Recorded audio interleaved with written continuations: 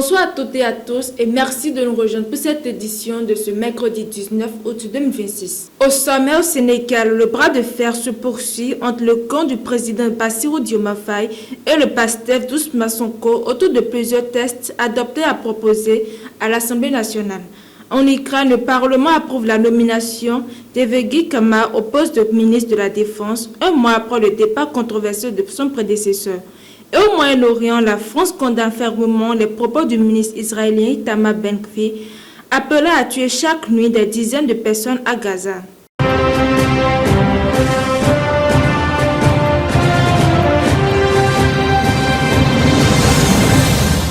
Démarrons ce journal en Afrique. Au Sénégal, le bras de fer se poursuit entre le camp présidentiel et le PASTEF. Le chef de l'État n'entend pas promulguer immédiatement deux textes actuellement portés par la majorité parlementaire.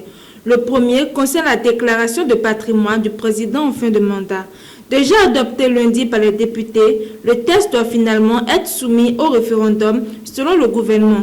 Le second porte sur le contrôle des fonds secrets, ces enveloppes destinées notamment aux dépenses sensibles de la présidence et de la primature.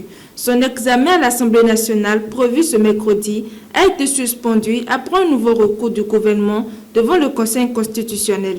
L'exécutif estime que les députés empiètent sur les compétences qui relèvent du pouvoir présidentiel.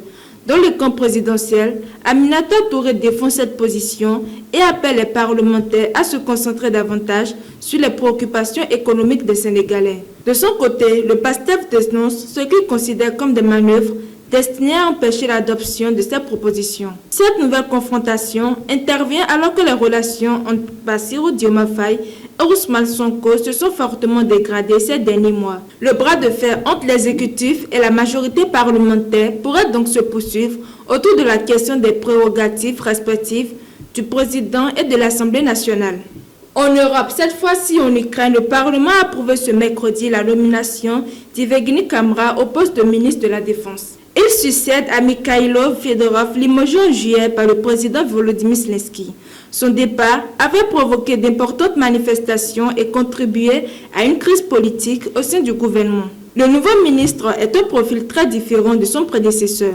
Ancien responsable des services de sécurité ukrainiens, Evgueni Kamara a participé à plusieurs opérations contre les forces russes depuis 2014. Il dirigeait depuis 2023 le centre d'opération spéciale A de SPU, l'unité d'Alpha, impliquée dans plusieurs opérations clandestines et frappes de drones contre les cibles russes.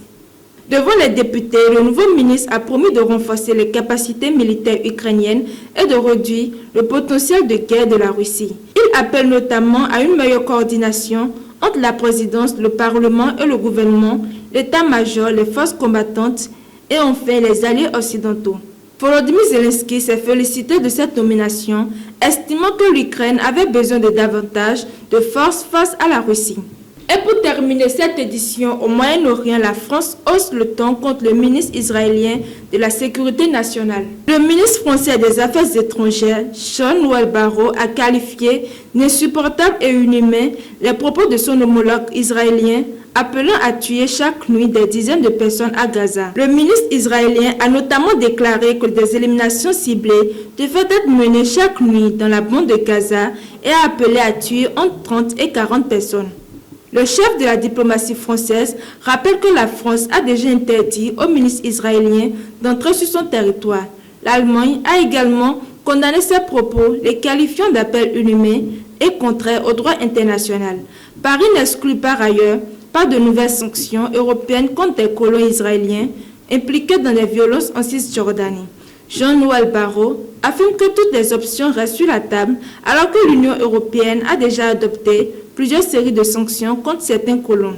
La France avait également interdit d'entrer sur son territoire le ministre israélien des Finances, haute figure de l'extrême droite israélienne, accusé notamment de promouvoir l'annexion de la Cisjordanie. C'est la fin de cette édition. Merci de nous avoir suivis. Très bonne soirée à toutes et à tous.